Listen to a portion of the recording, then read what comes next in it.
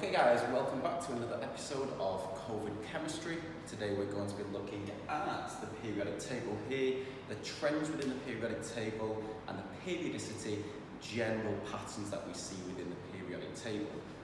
So first, history lesson first, the history of the periodic table, who invented it and how did he arrange it. So as always, before we begin, we're going to follow a simple template. As always, we're going to start with our basic knowledge, bit of background information relating to this.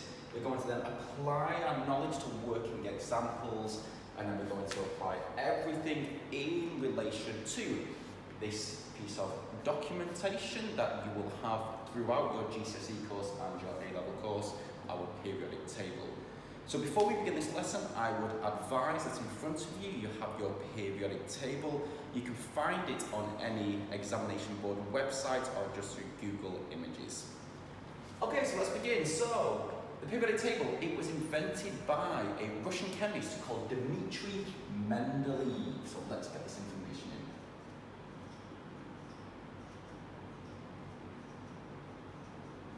in. Dmitry Mendeleev.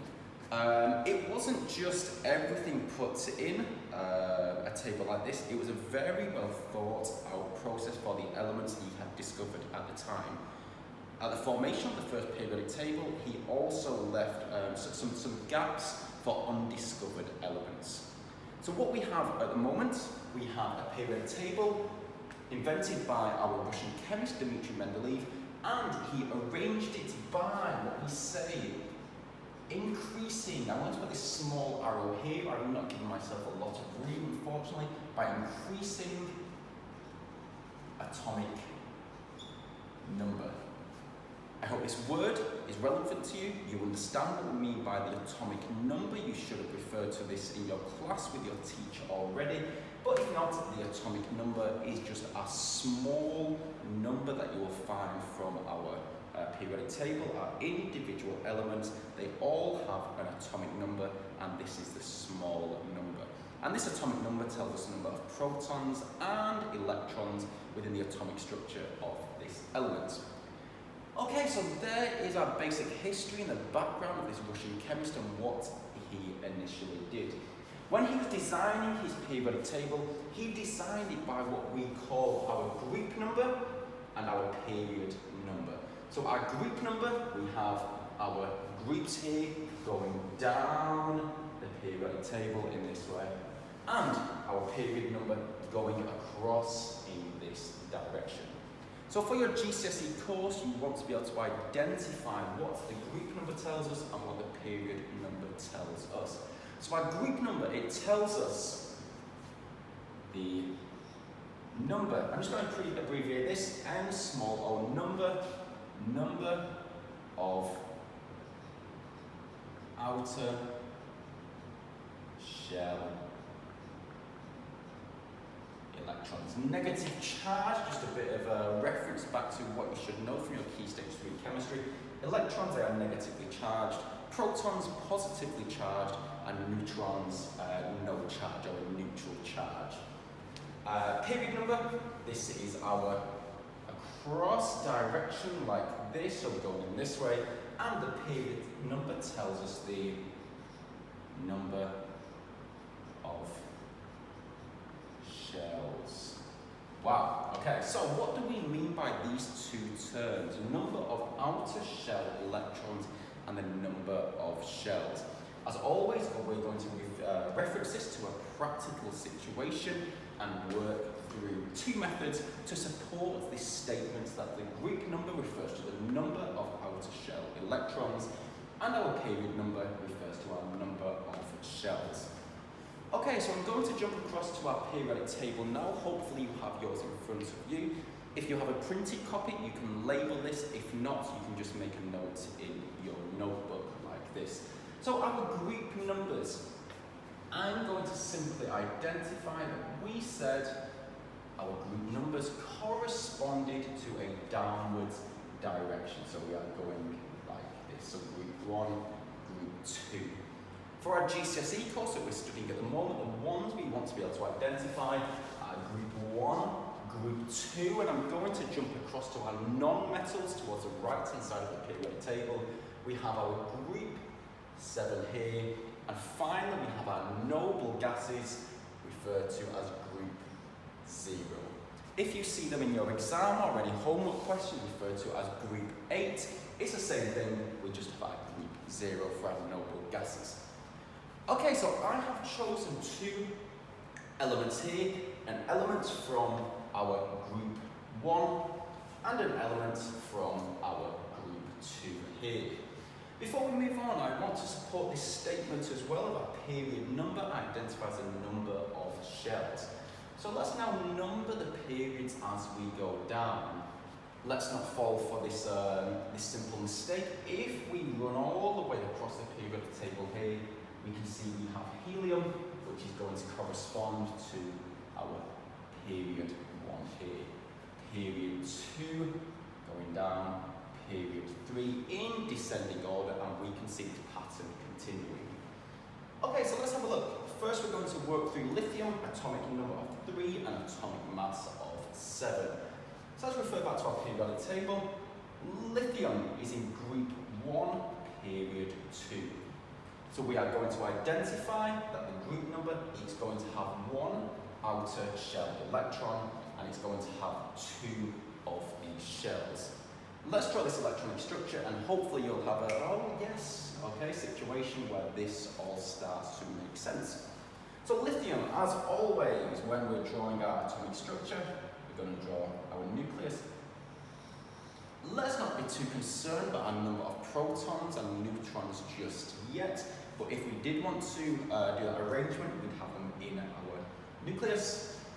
So let's see, we are looking for 3 electrons because we have an atomic number of 3. We have our nucleus, first orbit, we're having 1, 2 electrons. How many more electrons do we need?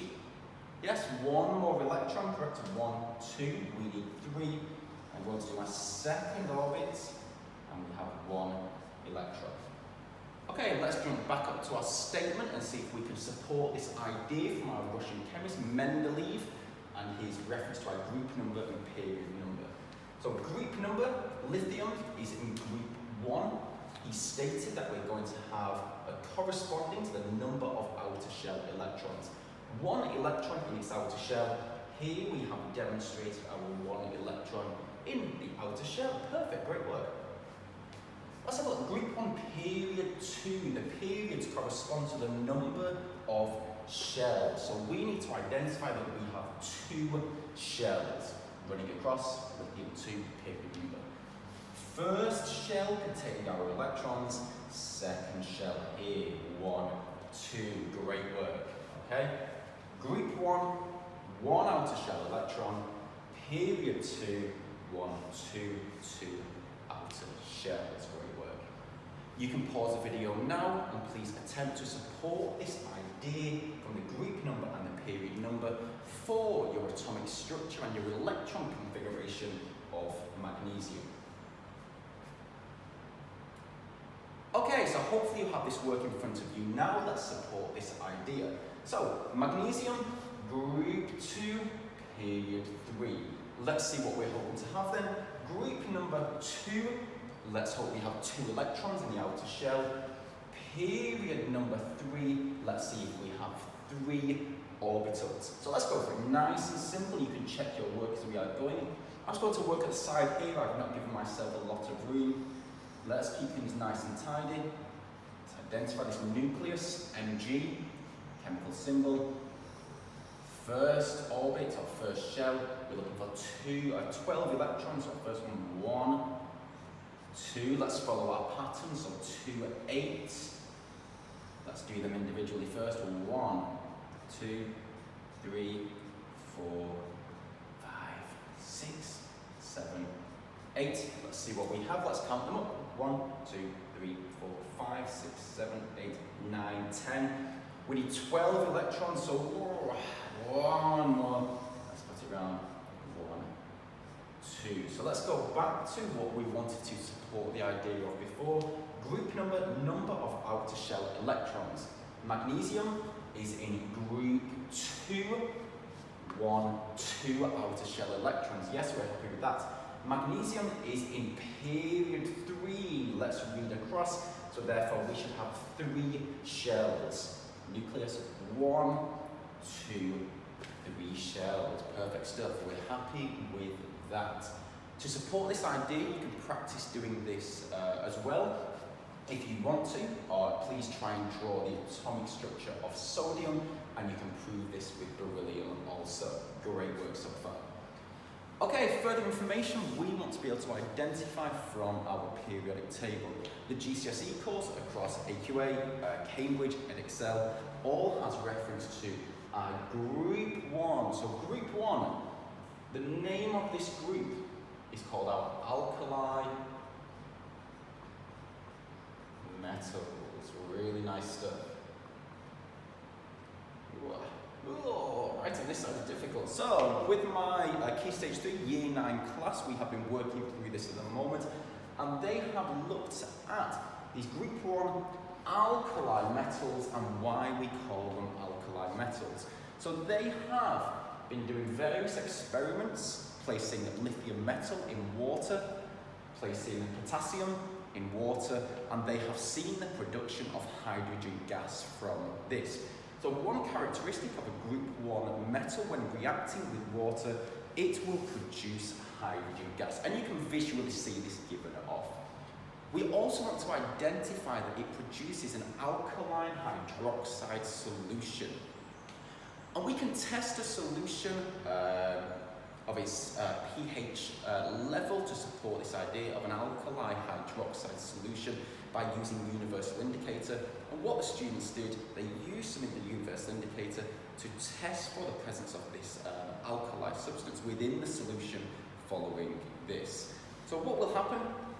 For example, Group 1, let's talk through this. Lithium, when placed in water, is going to produce lithium hydroxide and hydrogen gas. Sodium, when placed in water, is going to produce sodium hydroxide and hydrogen gas. You can see the pattern here. Potassium, when placed in water, is producing potassium hydroxide and hydrogen gas. And we can test for the presence of this by placing our universal indicator within this solution following the reaction, and we had like a violet purple colour produced. You'll know your reference point of the pH scale from your Year 7 work to identify the pH level of this alkali solution that is produced. So the characteristics of these Group 1 alkali metals, they produce what we call a metal hydroxide and hydrogen gas. So as we did before, this is our template for what we are producing when reacting our Group 1 metals with water. So as we said, lithium hydroxide, sodium hydroxide, potassium hydroxide.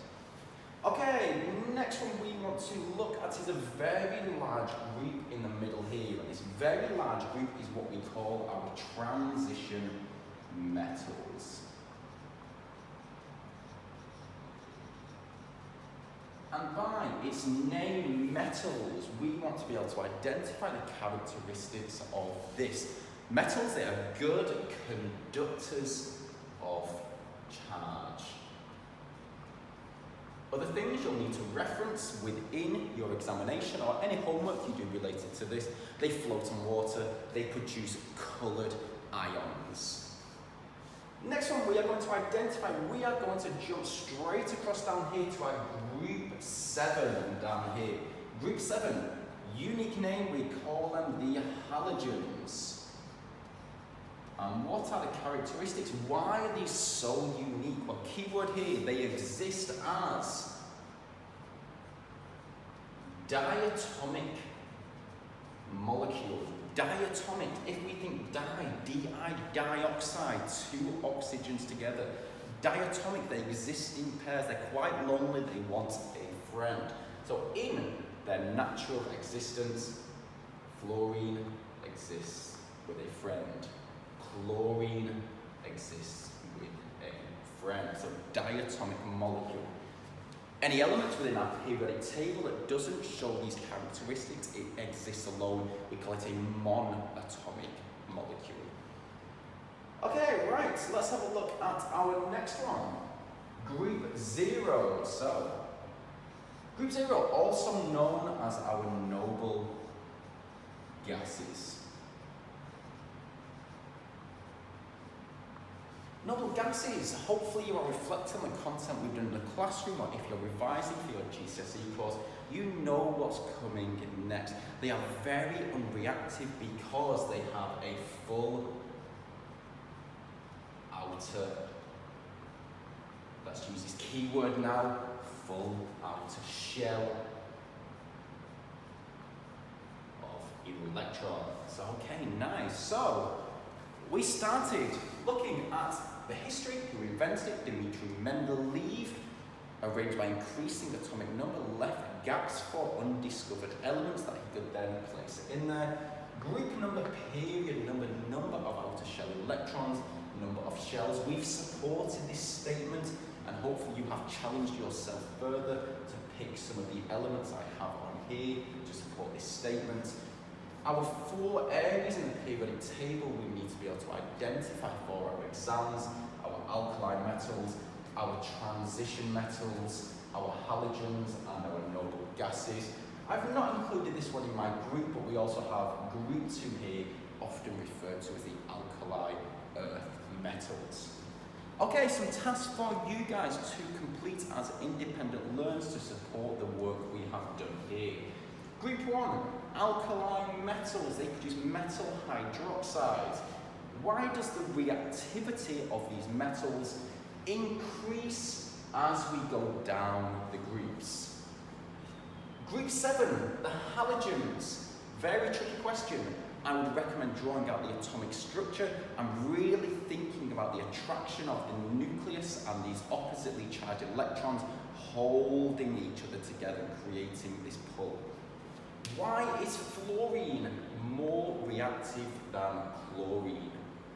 And finally, group 0, our noble gases, they have full outer shell electrons.